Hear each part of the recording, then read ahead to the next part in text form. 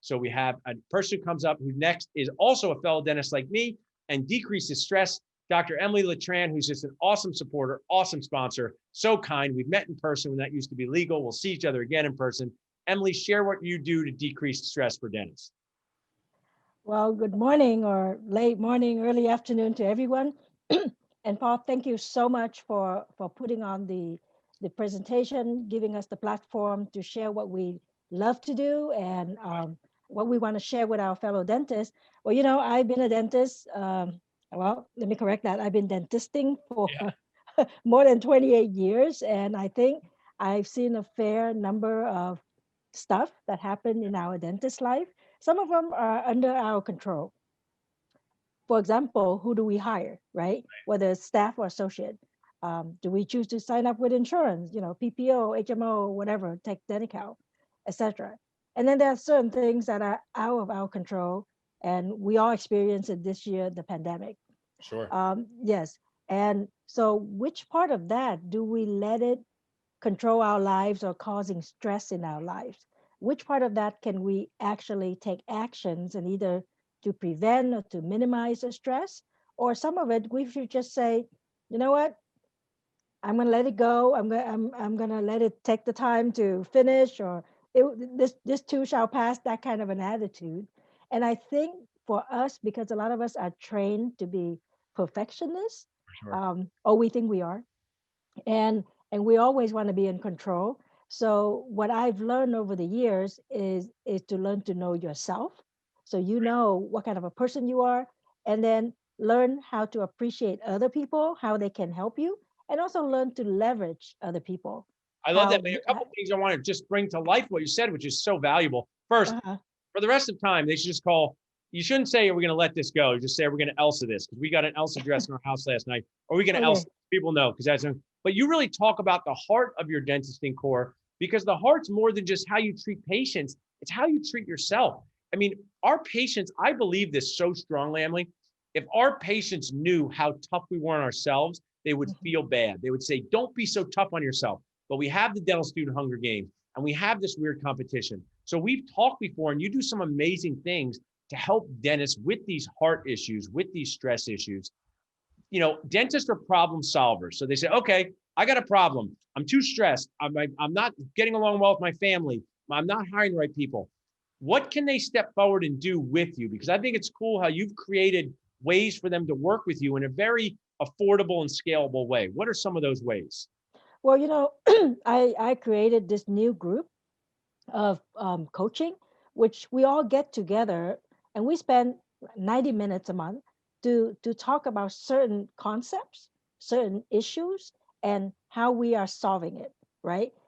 This is in just it go right with where what your heart is, which is just be real and Right. just be nice. Sometimes on social media, people put on this picture, right, or Right. this Yeah. face, and when you have a one-on-one with them, you're just like, what are you talking Right. about? Because that's not what it is that you're putting out. So to be in alignment with yourself, so you can accept where you are, and you have to accept where you are before you go forward, right? Yeah. So in a group setting, small group setting, sometimes people are more comfortable to share, Sure. right?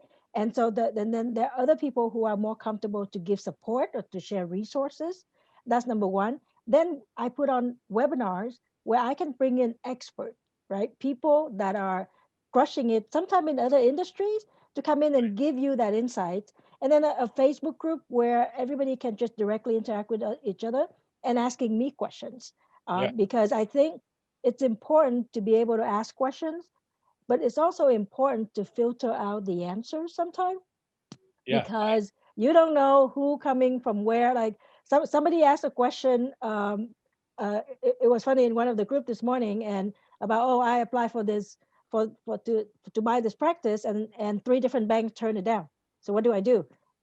And somebody say, well, you need to look real hard and whatever. And I just said that just is telling you that it's not a good deal. Right. See, So that's what you just said move there on. is so critical. Dentists, for Right. some reason, they'll spend more time trying to pick a lab for zirconia crown. They're all Right. usually good than they do on the biggest decisions of their life. And I think also what I wanted to bring out from this conversation a little bit, Emily, is I have an awesome wife, and I told myself I kindly annoy people. Sometimes she just say regular annoy, but I really said when we had a first child, important to be part of a mom support group because they know what you're Mm-hmm. going through. So you create this dentist support group where you can say it's okay not to feel okay, but we're going to make improvements together. And I just think that's so needed in our industry. If someone was watching now, Emily, and they said, I want to join what you do, I know that they can text leverage to 215-543-6454, but I know you have some cool ways to reach out to you. How can they reach out to you directly? Yes, I'm always obviously I'm on Facebook and I'm LinkedIn. They can go to this particular link. It's Cool. exceptionalleverage.com/form FORM, and they're gonna see this little questionnaire and it's gonna ask them some questions, and we can get on what I call a focus call. So I can see, okay, this is your concern. Let me see if I can give you some suggestions to solve this. And then if it looks like we are a good fit to work with each other, I will invite them to join my group. Yeah. Is just like you say, people, and actually I talked to somebody about this last night.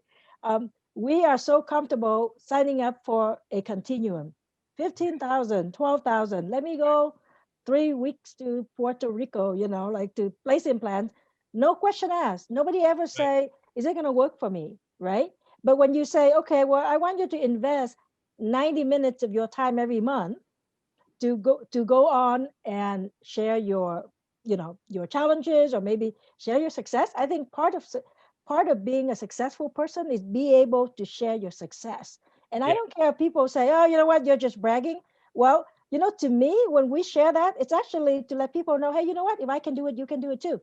And For obviously you can have the other mindset that say, oh, she's just bragging, right? It's all up to you. But at the same time, we all say, well, we should brag to our patient about things that we accomplish. Well, this is the same thing, whether you talk about things you accomplish to your patient, or you talk about things that you accomplish to your peers, in the spirit of sharing. It's all about So, sharing stories. And this is what I thought, right. Emily.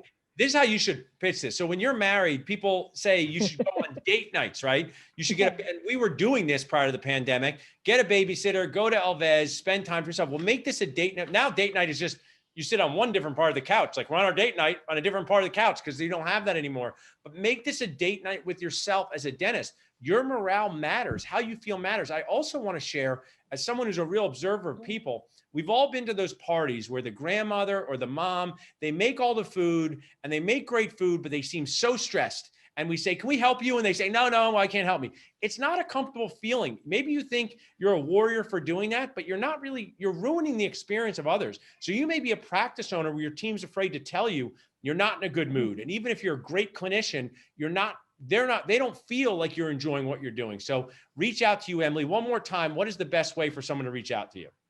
Well, they can text to the Nachos number, right? Awesome. And so we know that because I'm part of the sponsor, that's the number one thing that I would recommend. And Cool. you can repeat that again. And if they feel like, you know what, I want to talk to her right now, go to exceptionalleverage.com forward slash form FORM, and they're going to see a little questionnaire. It's going to ask them, what do you want to achieve in the next 90 days? Love that. What's challenging you right now? And let me tell you, if you can't think of that, you don't have the clarity, right? Right. If I ask you, what's the first three things that you want to do? That's not good, because it's like having a GPS. If you want to go to the mall, or well, let's say to the cabin up on the mountain, and you have a GPS, you know exactly which route to take. If you don't know that's where you want to go, and you don't have a GPS, you're going to end up making several stops I like that. You're the and just way. delay. You just call yourself. You're the ways for happiness for dentists. Ways for more happiness. There's these. Well, thank them. You can text leverage to 215-543-6454. Reach out to Emily. She's such a kind, supportive person. When I spoke for her, she got a whole nacho bar, which is just so nice of her to do. So I really appreciate you being a key resource sponsor and friend, Emily. Hang around the chat. Thank Thank you you. so much. Awesome.